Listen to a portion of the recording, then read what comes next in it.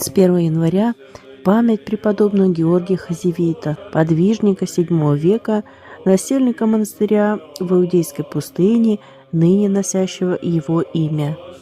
Преподобный Георгий Хазевит родился на острове Кипр в семье, отличавшейся благочестием. Старший брат его Ираклит при жизни родителей ушел в Святой Град Иерусалим. Это был расцвет христианства и монашества в Святой Земле. В Иудейской пустыне было множество монастырей, в каждом из которых проживало до 1000 монахов. Георгий после смерти родителей остался на попечении родственника, который мечтал его женить на своей единственной дочери.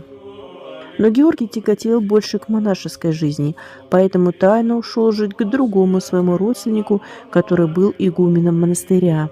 Но первый родственник нашел его и стал требовать, чтобы Георгий вернулся домой. Тогда Георгий отплыл тайно в Святую Землю